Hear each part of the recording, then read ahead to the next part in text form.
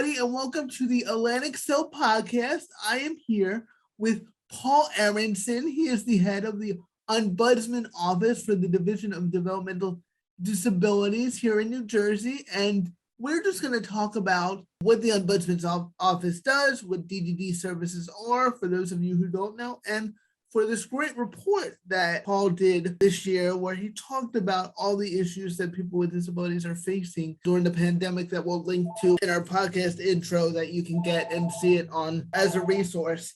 Of course, now my phone is ringing, everybody, if you hear that in the background, but I took care of that. But let's get started. So, Paul, great to have you. Great to be here, Donald. Thanks so much. Yeah, so let's start. What is DDD? Because sometimes I get phone calls, and I think sometimes, since you and I are in this world all the time, we assume everybody knows this stuff. But I get phone calls, and a lot of people don't even know what DDD is or what it does. So can you explain it to the audience? Sure. DDD, which stands for the New Jersey Division of Developmental Disabilities, is the division within New Jersey state government. It happens to be housed in the Department of Human Services, but it's the division that really sort of provides the crux of services and supports for folks with developmental disabilities age 21 and older.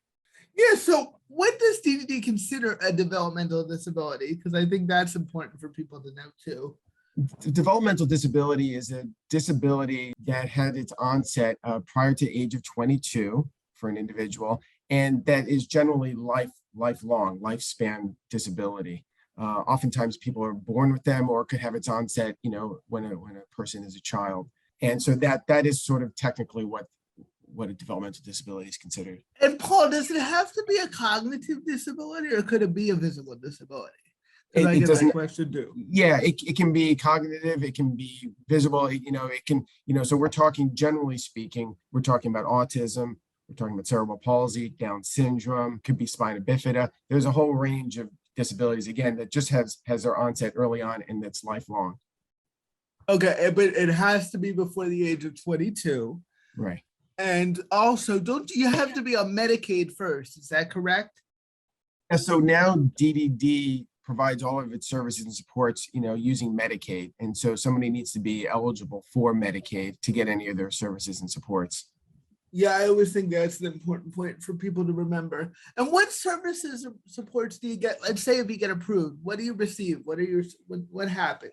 It all depends. I mean, so the intake process, so to become eligible for DDD, you have to you have to be Medicaid eligible, but also you have to have a developmental disability and have significant needs in like 7 different areas of sort of living. It could be communication, could be self-care, and once you are deemed eligible, what you do is you take what they call the New Jersey Comprehensive Assessment Tool, otherwise known as NJCAT. And that's basically a questionnaire that helps DDD determine the level of need that an individual has, what level of supports they need. And based on that, you get a tier level, A through E.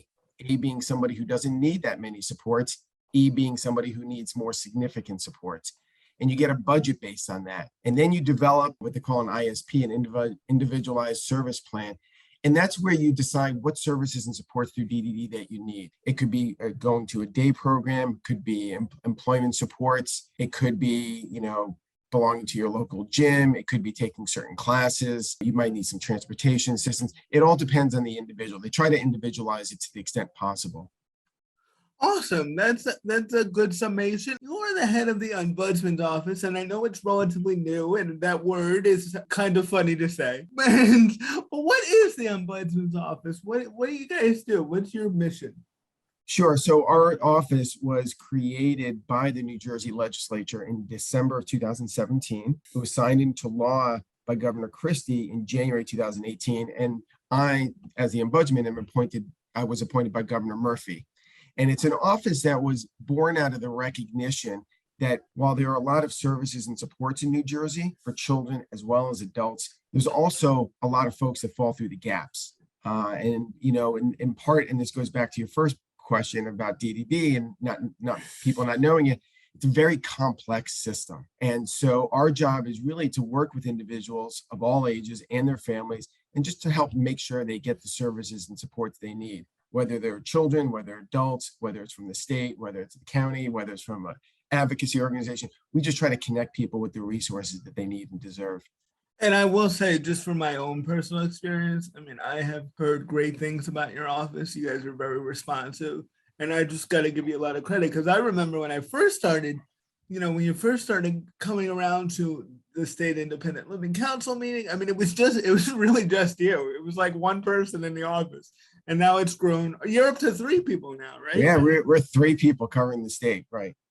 And you guys are, I'm always amazed. You guys are always very responsive. And I give you guys a lot of credit because you guys have been great advocates and great at helping people navigate the system. Because you're right.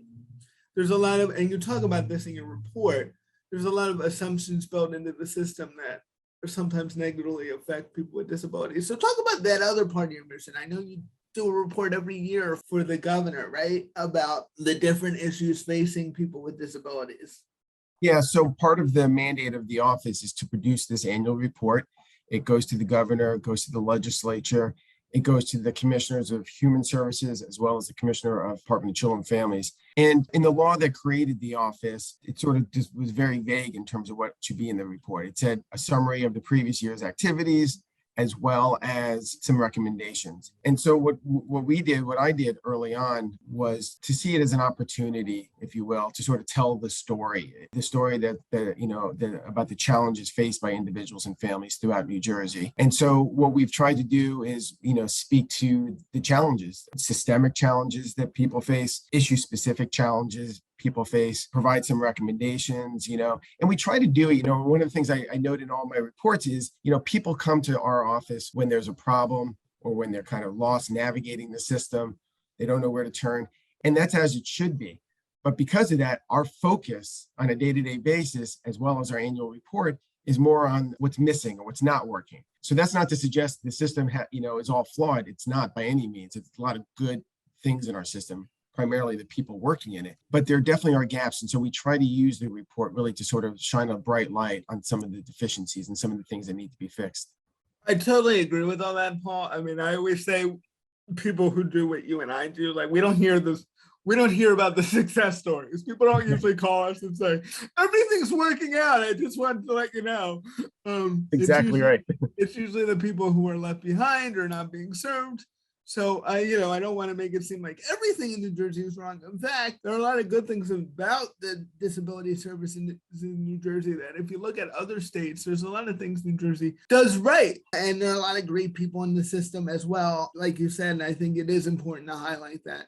But what are some of the systemic challenges that you see? If you can give us kind of a brief, bullet points of what you saw in the report that you wanted to bring to the governor's attention. Sure.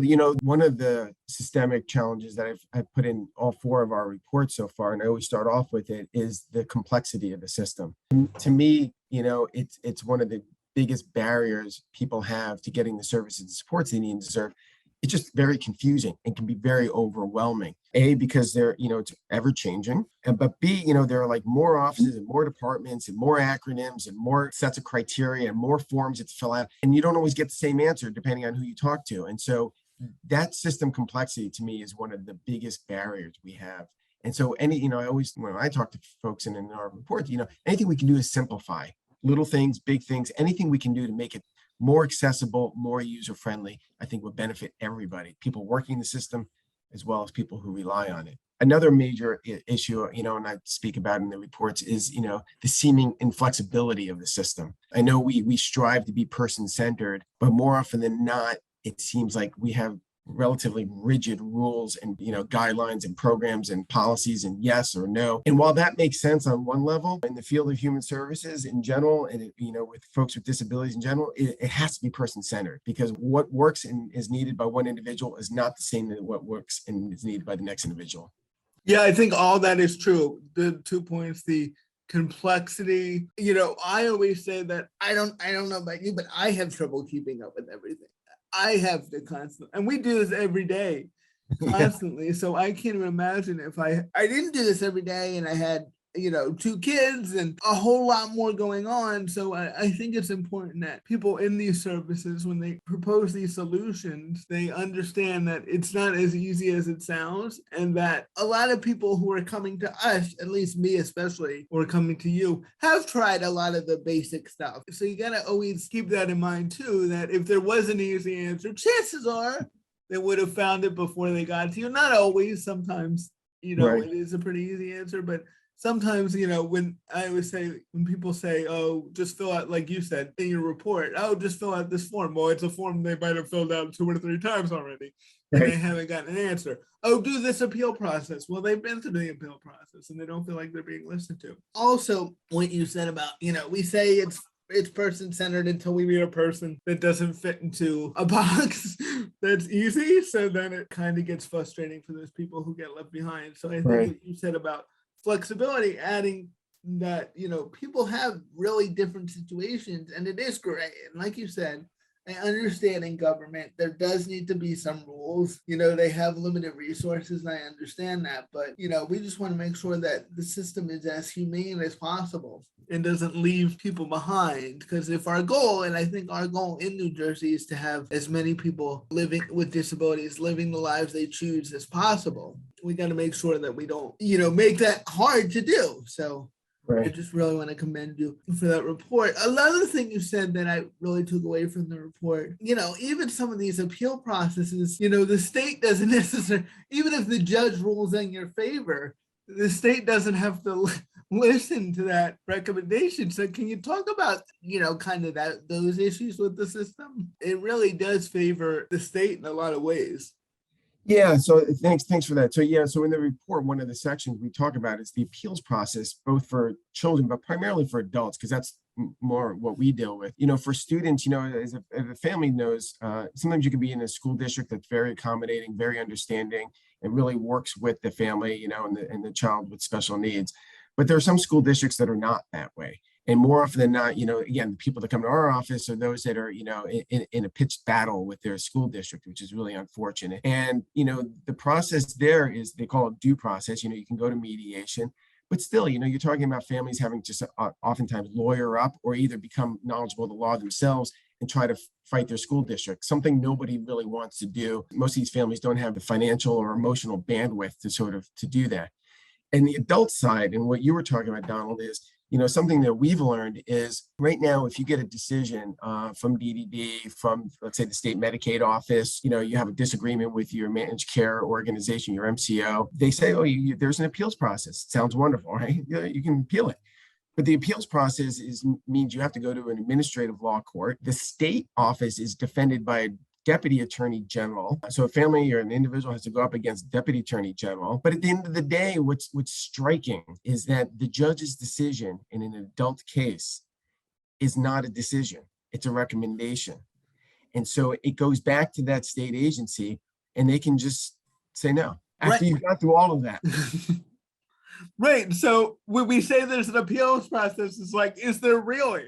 Because I think that stuck out to me so much, because I went to law school, got my law degree, and you just learn so much. All right, if the judge rules in my favor, cool, I won. But not in this case. And so I think that's an error in the system that I think we should look at, because it's not legit appeals process. It's not in my opinion, and this is just my opinion, it's not a real representative system if the judge, who's supposed to be kind of the umpire and the one who just says is objective, if their decision can just be disregarded, because of course the state is more likely to think they're doing everything right.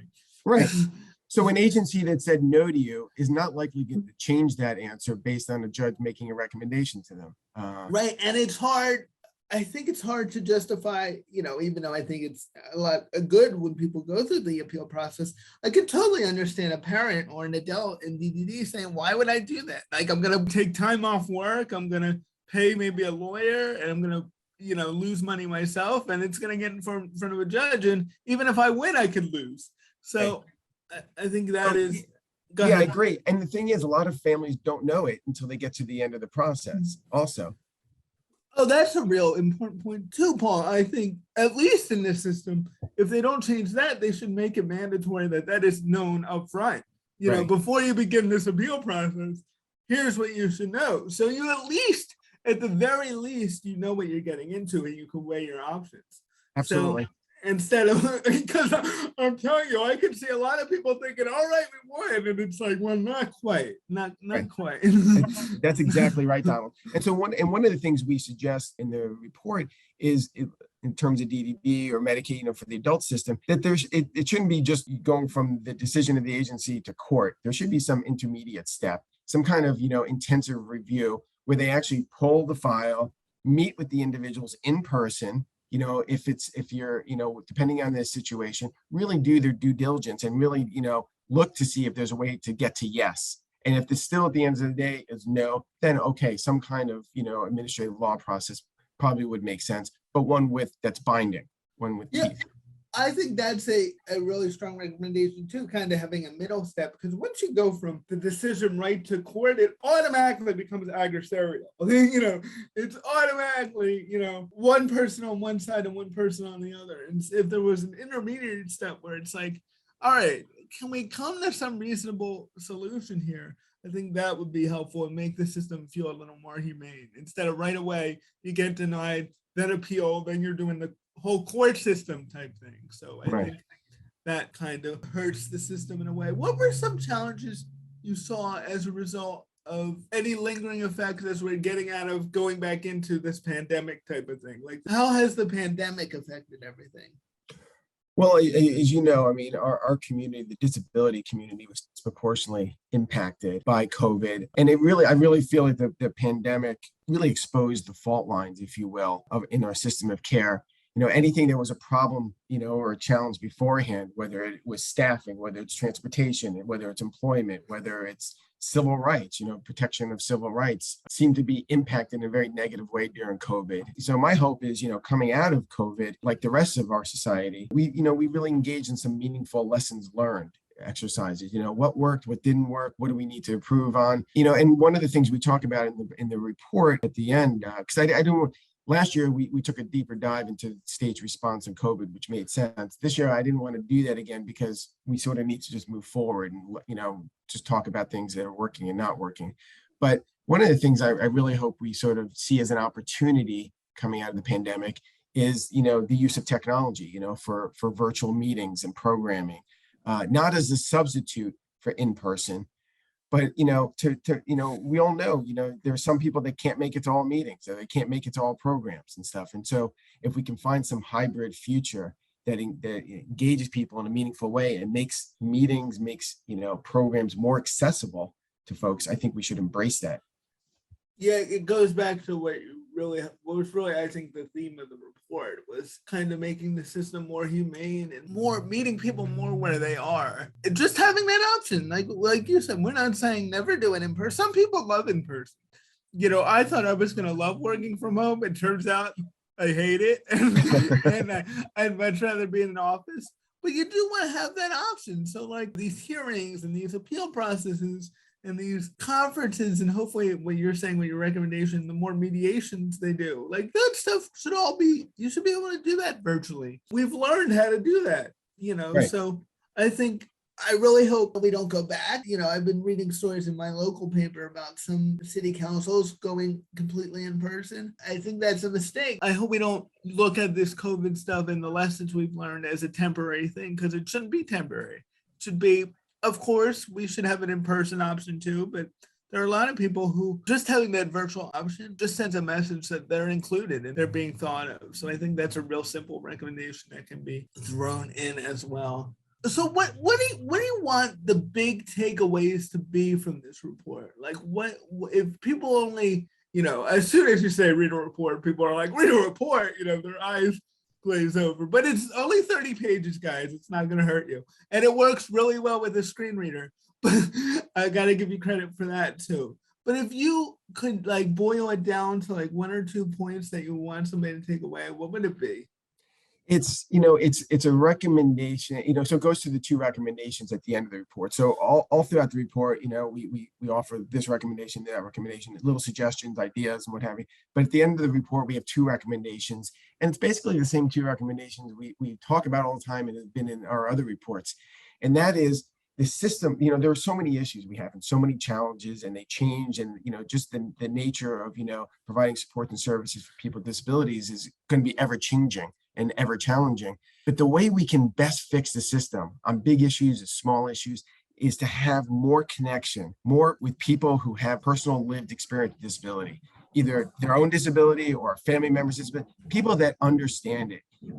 And we need to have them sitting at the table more often. That's sort of like the way the CILs are sort of set up. You know what I mean? The Centers for Independent Living. Yes. I mean, it's you just come to better policies. You know, there's no way for somebody who has no lived experience with disability to understand what you know, what this means or what that means. And disabilities themselves are very diverse. And so it's not just having one person with disability, it's having more people with disabilities and family members at the table helping to make decisions. You know, one of the examples I used in previous annual reports, speaking about this in person, you know, the importance of diversity in the workplace, including people with disabilities sort of in the decision making, was the issue of banning plastic bags and banning plastic straws. Now, we know here in New Jersey, we now have the law, we have no more plastic bags. As you probably remember, Donald, early on, you know, when this legislation was making its way through Trenton, it was banning the plastic bags at supermarkets, it was banning plastic straws. I've got to believe that wherever that great idea, that very environmentally conscious idea came up, if there had been somebody, you know, sitting there who had mobility challenges or a family member, you know, who relied on, you know, a plastic straw for hydration and nourishment, that idea would never have made it out of that conference room, right? It would never made it into legislation. And we can't expect people who don't know the importance of a plastic straw to somebody with a physical disability. That's why, you know, they need to make sure that the decision-making includes people who have this kind of lived experience. Again, we in New Jersey, we came out with a much better place. Now the law is, you know, if someone requests it, they have to be provided. And that makes sense. That's like a win-win. But that comes about by making sure that we're part of the conversation. Oh, I think that's an awesome point. A great thing to end our podcast on is a lot of these issues can be better resolved. Like there are always going to be issues, but they can be better resolved and more quickly resolved, or not get as far as they do down the line if we incorporate, and you said, more people with diverse backgrounds and disabilities in the decision-making process, not just kind of that patronizing thing of like, oh, I got a person with disability, but they're not really part of the decision making. But a lot of these issues could be resolved. Like you said, that straw thing, that would have been, if a person with a visible disability was on that committee, that would have not gotten as far as down the line as it did when it was first proposed, because it would have been quite easy for that person to go, hey, that's not my experience, and is this a trade-off worth making as a society? So I just think that's really important. If people are reading this and they don't have a disability and they're like, oh, I don't know what to do, I would just encourage them to say whatever walk of life they're doing, incorporate with people with disabilities in your job. Ask about that type of stuff. If you are in a business, kind of, are we looking to hire people with disabilities? If you're running a business yourself, if you're in a nonprofit, sort of, if you're in any walk of life, your organization will only be stronger if it incorporates all people and all people with disabilities. So I just think that's a real good thing to leave off on, Paul. And I thank you for taking the time out. I know you're always super busy with your 3-person office. And I would recommend anybody who's having an issue with DDD, reach out to Paul and his office. They're super helpful. You know, I always say about the CIL, I can't guarantee a result, but I can guarantee we're going to try our best. And I know Paul's office does the same thing. And I know, Paul, even though you guys are focused on the DDD population, you guys help all people with disabilities the best you can. So you don't ask for, they're DDD proof when they answer the phone. So, I just want to commend you guys for that as well. So. Great. Thank you, Donald. Really You're appreciate welcome. this opportunity. Yeah, we appreciate this conversation. And like you said, I encourage anybody who's got any issue, just contact our office whenever you can. Yep, and the number will be in the description. Thank you, Paul. Thank you. Thanks, Donald. Take care. You're welcome. Bye. Bye-bye.